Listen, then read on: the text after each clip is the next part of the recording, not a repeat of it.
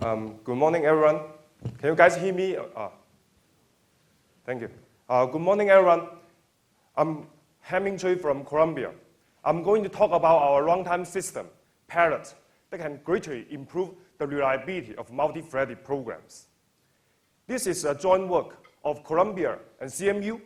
It's my great pleasure to work with Julie Simza, Yi Honglin, Hao Li, Ben Brum, Sinan Xu, and our advisors, Junfeng Yang, Garth Gibson, and Randy Bryant.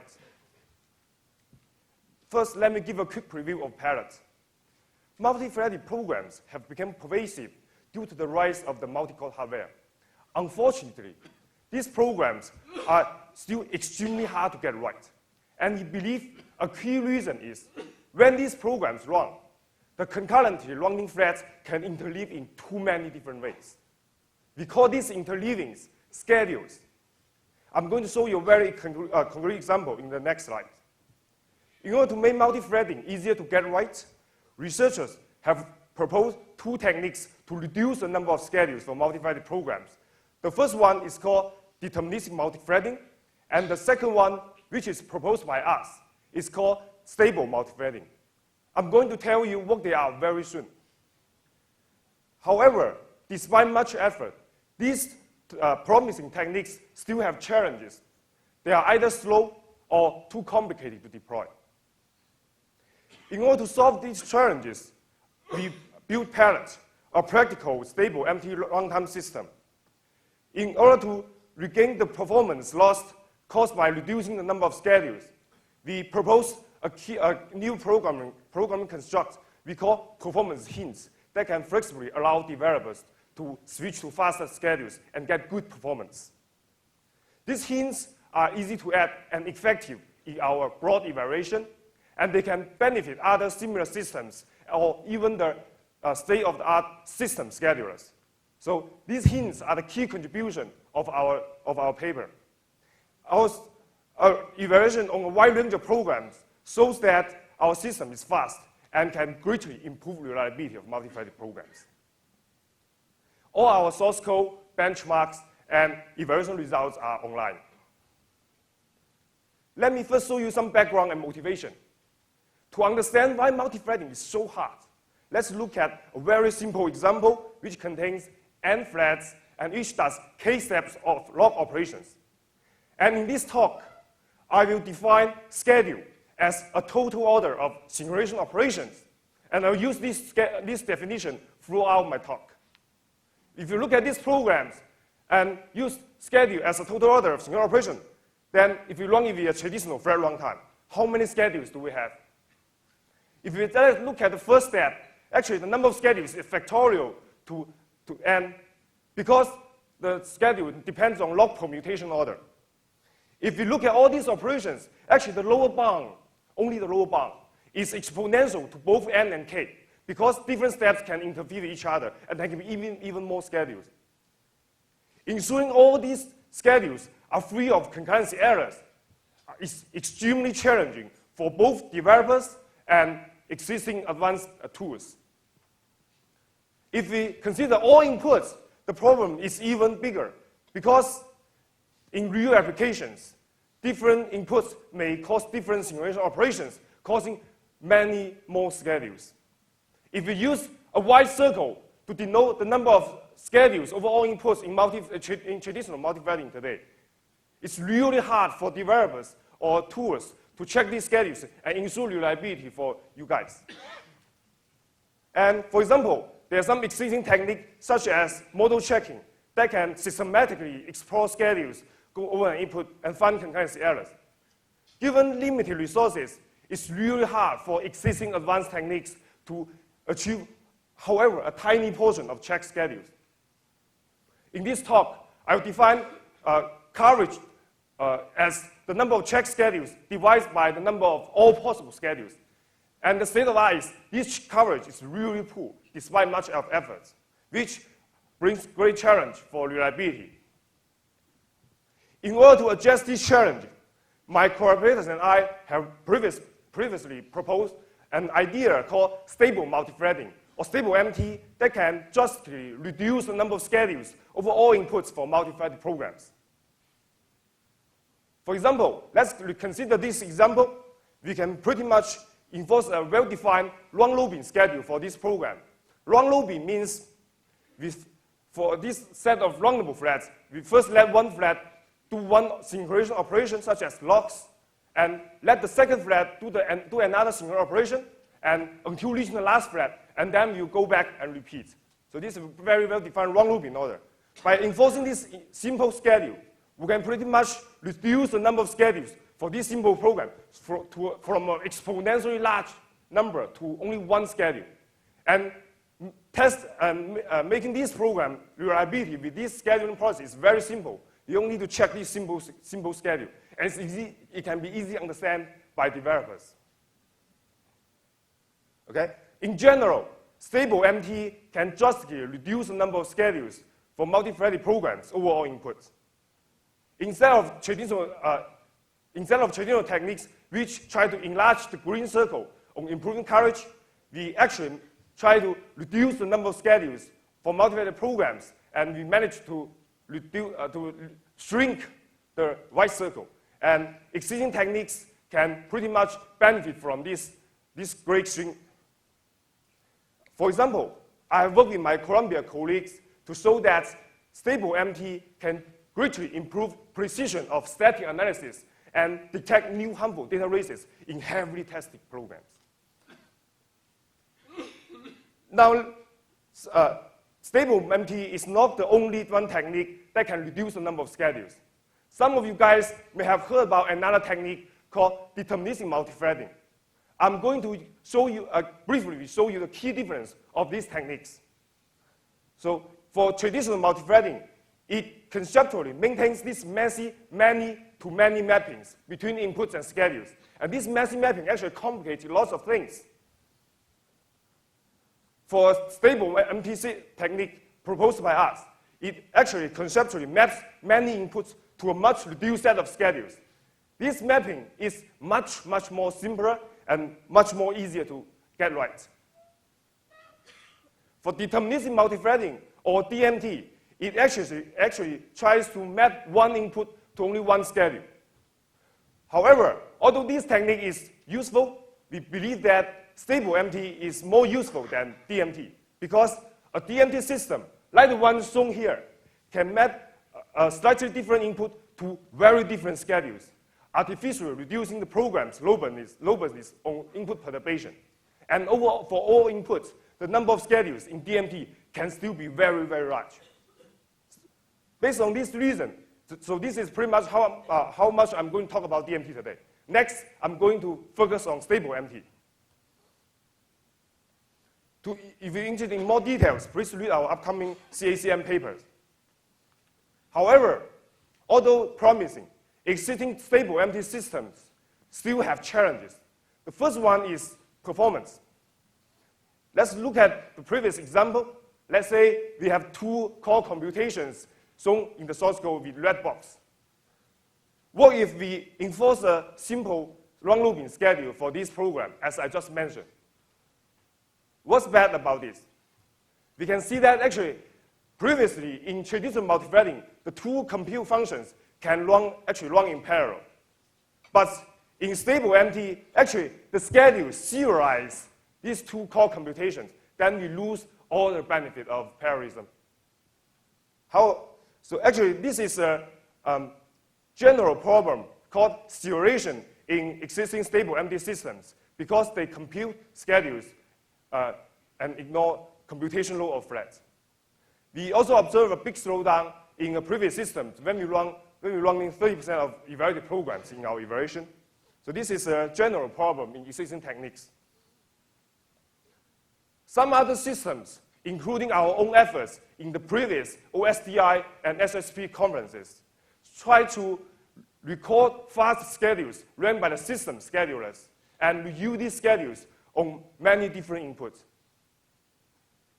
This technique is complicated because it requires sophisticated program analysis to compute preconditions on inputs that can match the schedules, complicating deployment. Overall, although the StableMT technique is promising, despite much effort in the last 5 years, building practical StableMT system is still an open challenge. Our key contribution in this paper is the Parrot, the practical StableMT runtime, and its performance hints. Our key insight is that actually most threads spend majority of time in a small number of core computations. And to compute fast schedules and solve the performance challenge, we only need to make these core computations balance in our schedule and try to make them parallel. Then we are pretty much good to go. Based on this insight, we have built Parrot, a practical StableMT runtime. It's very simple, and it is actually a user-space scheduler that intercepts p-thread synchronous operations. So in my talk, the synchronous operations means the inter-thread communication operations such as mutex logs, read-write logs, and conditional variable. By enforcing this well-defined run-robin order for p-thread operation, we make our system very simple and deployable. And if the default schedules are fast, then you are pretty much good to go. Otherwise, we provide a new programming construct called performance hints to allow developers to flexibly switch to fast schedule. These hints are just for performance, and they are not real synchronization operations. And they can be safely ignored without worrying about correctness of the program. And these hints are actually easy to add, because by reducing the number of schedules using the simple run-robin order, we have made performance bottlenecks in the multithreaded programs pretty easier to reproduce. The first hint we call sort barrier, which is based on our key insight, the 80-20 rule I just mentioned.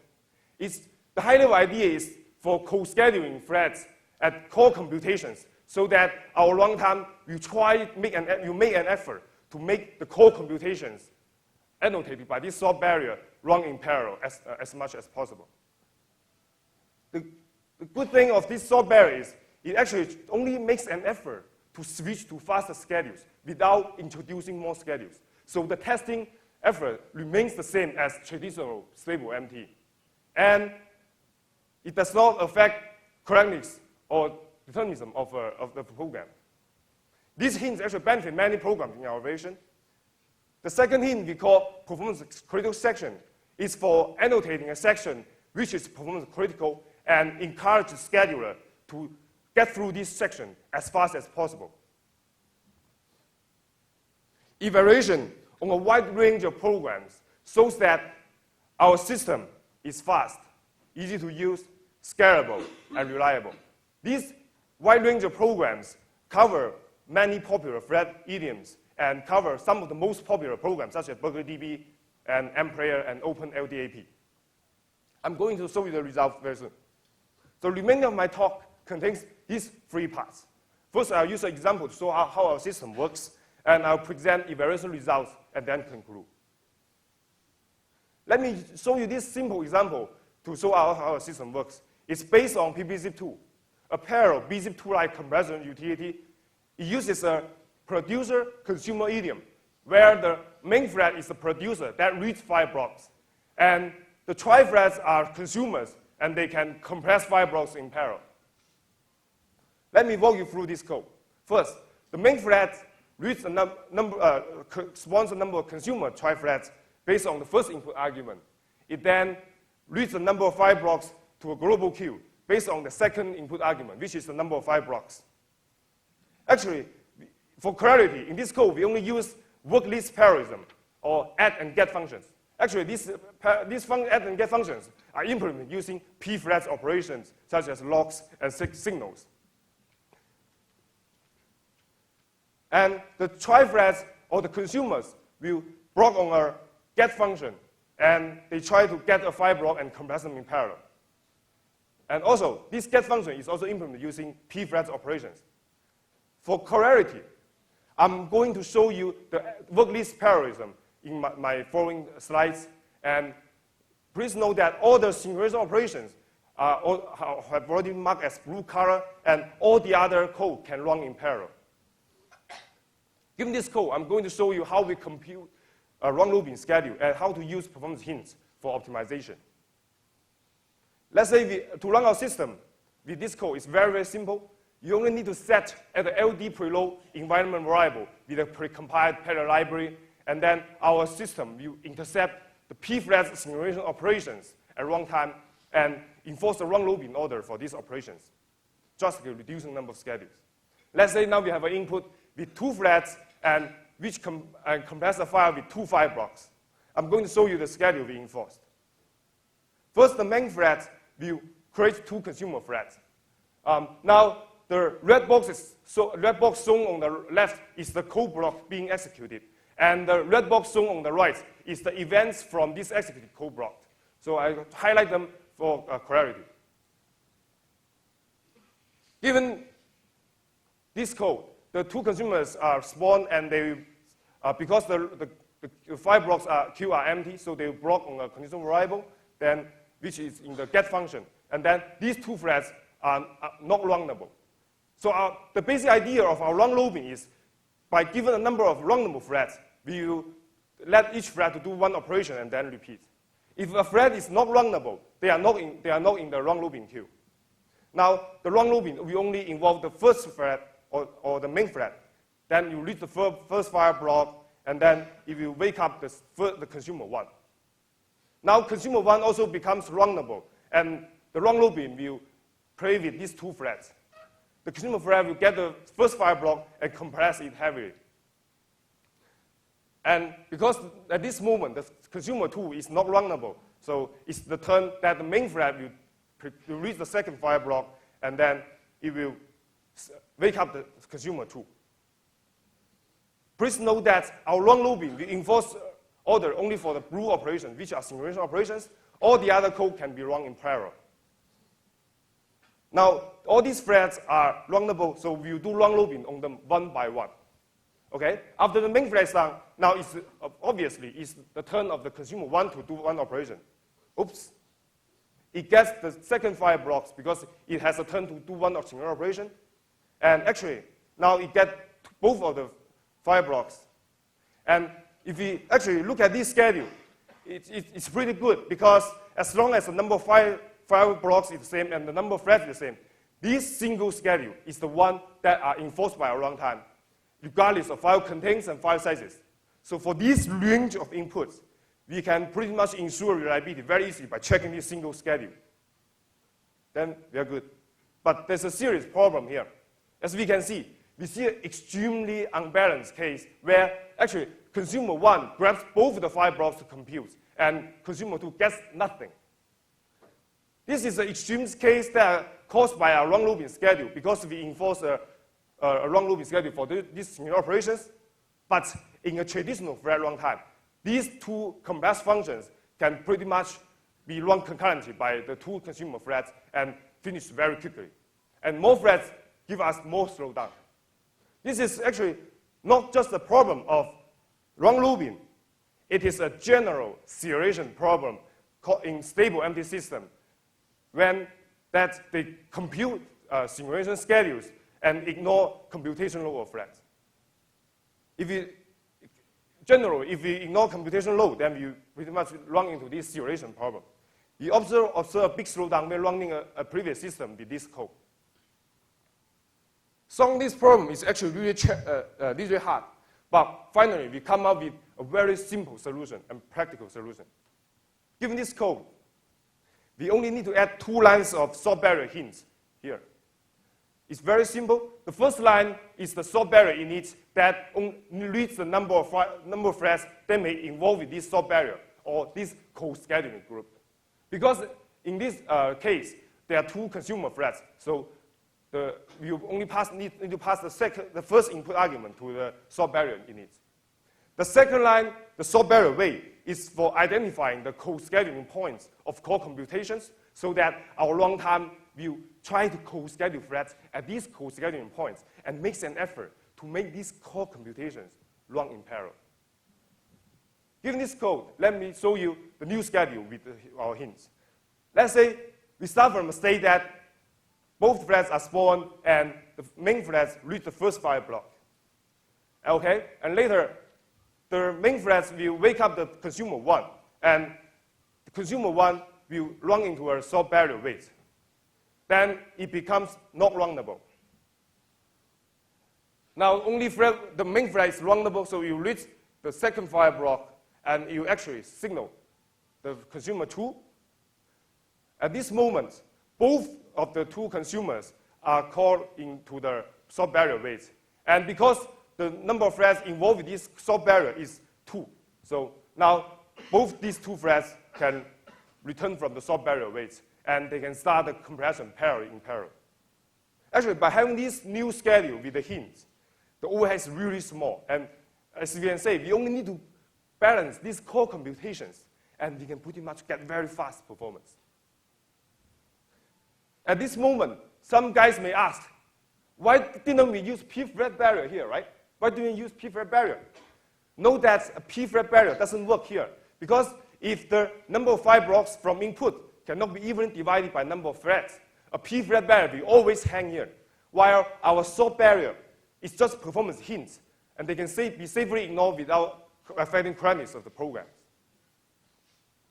Now, I'm going to show you the complete interface of our hints. It's very, very simple. It only involves 4 functions. I'm going to show you the first 2 functions, which are for the sort barrier. The first hint is the high-level idea of sort barrier is co-scaling threads at core computations, so that our runtime can make an effort to try to make this core computation run in parallel. So the first argument, size, means the number of threads that may involve this sort barrier or the co-scheduling group. And the second parameter is identifying each co-scheduling group. And the third one is a deterministic timeout that manages to make the sort barrier transparent to program logic, and they can be safely ignored without affecting queries. And in a high level, this timeout means the number of single operations. And for more details, you can read our papers on how it works. And this default parameter has been working very well with most programs in our evaluation. And this hint can have other benefits. For example, it can benefit state-of-art system schedulers on making developers' co-scheduling intents explicit. While sort barrier have made most programs in our evaluations fast, in some minor cases, it could not optimize performance much, caused by they are serialized by the low-level single operations. And for this reason, we introduced another hint called performance critical section. The semantic of this hint is identify a section that is performance critical and encourage the schedule to get through these sections as fast as possible. This hint can introduce extra schedules and have better performance. And for the extra schedules introduced within these sections, we can use the existing technique called model checking to completely check schedules in these sections and regain high assurance for reliability. Only 9 programs require this hint in our evaluation. Now I'm going to go over the evaluation results. We focus on the performance, the effectiveness of the hints, and how well it can improve the state-of-the-art model checking coverage.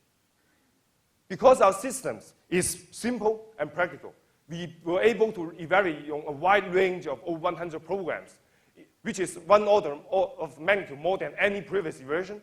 And for all the software suites, we use a complete set of programs to avoid biasing our results. These software suites contain 55 real programs, including some of the most popular ones, such as BurgerDB, and 4 popular scientific benchmarks. And they cover a rich set of thread idioms, such as MapReduce, OpenMP, and data partition. To evaluate scalability, we use the max number of allowed threads on a 24-core machine. And for each program, we use 3 different input sizes to make sure our performance is robust to input sizes. Now I'm going to show you the result. The x-axis is the programs, and the y-axis is the normalized execution time. 1 means no slowdown, and 1 means no overhead, and bigger than 1 means slowdown.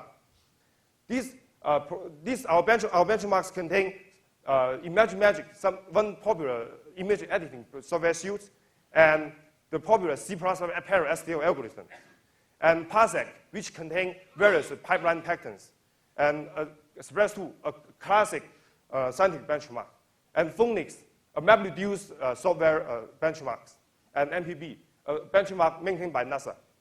the overhead of these programs is less than 13%, which shows that our system is fast and deployable. We also evaluate the effectiveness of our hints. This column shows the number of programs that are benefit from our hints. And this line shows the total number of programs that are required for these hints. The total lines of hints that are needed for these programs. This number is small because the hints can be easily added. And actually, the second reason is some programs implement their shared library, and we only need to add a few lines of the shared library, and then we can pretty much benefit all these programs. And overall, adding hints are pretty easy. We have asked the experienced students to do that, and they can be easily added. And overall, these hints can effectively bring the overhead from a big slowdown to a reasonable range for these programs. We also evaluate how well we can improve the existing reliability techniques. And we integrate our tool with a state-of-the-art model checking to develop by our awesome CMU colleagues. And overall, our system greatly improved the coverage of this tool and managed to explore schedules for 99 programs within our test setup. To wrap up, multithreading is really hard to get right. And we believe a key reason is there are too many schedules. We have presented a practical StableMT runtime system with our new program construct co-performance hints with many benefits. And we believe our system has broad applications. We have shown that they can improve precision of static analysis and improve the coverage of remote checking. And we are going to explore more out of our system. That's all of my talk. Thank you for your attention. I'm going to take questions. Thank you.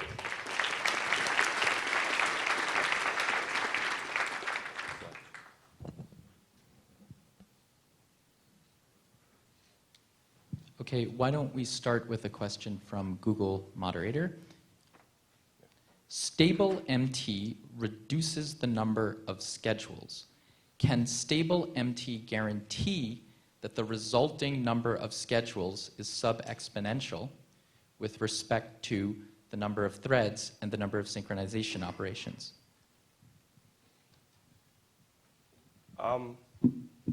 StableMT just could reduce the number of schedules for multithreaded program over all inputs. But the benefit is we can just reduce the number of schedules. But if you're regarding all inputs, the number of schedules can still be exponential, which is an orthogonal problem. So our effort is just reducing the schedule. So our delta is the reduction, this exponential reduction, which is really huge, I think. Okay, I personally had a related question, and maybe you just answered this, and if so, I apologize. But I was wondering if in the case that you do admit multiple schedules, the non-deterministic cases, you were able to impose some sort of upper bound on the number. Could you repeat your question, please? Can you impose an upper bound on the number of schedules in the case that multiple schedules can happen? So your question is whether we can impose an upper bound of schedules for traditional thread runtime? No, for your system. The upper bound of schedules, I think that's a very hard problem. I think generally it's hard to evaluate the upper bound of schedules over all inputs. Although we can just shrink down the schedules, but in some cases, for example, with the performance critical section, we do introduce some more schedules and with a default StableMT runtime. Okay, I mean, the paper mentioned that when you reduce the number of schedules, you can exhaustively test them. So for that, you would presumably want the number to be tractable. Yes. In our evaluation, we managed to reduce the number of schedules of 99 programs from a big exponential number to only one schedule because those over our input setup. So the reduction is huge from a very big number to only one schedule. Right. Okay. Hi, Emery Berger, UMass Amherst. So I have a question. Can you crisply explain what the determinism is that your system provides? It strikes me that these performance hints must be eliminating determinism, and you didn't talk about races in the code. All right, that's a great question. Thanks. As a design choice, our system do not intend to handle data races because the main purpose of Parrot is reducing the number of schedules for multi-threaded programs over all inputs. And by doing this, existing techniques can already handle data races much more easily. For example, we have shown that static analysis can be greatly improved and find data races much more easily. And by doing this, you can also use existing technique such as press to easily produce data races. So regarding data races, this is our design choice, right? So you're saying, if I'm understanding correctly, that data races are a solved problem? I'm not saying data race is a solved problem, but I'm saying it can be much more easily handled within the StableMT runtime, which drastically shrink the number of schedules over all inputs. Okay, and then just to get back to the question about the performance hints. The performance hints must mean that you're exposing races, right? Or that you're sort of saying, well, whatever I'm doing in this soft critical section or whatever must not race, or the race is not a problem. Am I correct? Your question is, we do introduce extra schedules in the previous critical section. Yes, we do introduce only for 9 programs in our evaluation. That's a trade-off by introducing more schedules and having better performance. Okay, thanks. Yeah, thank you.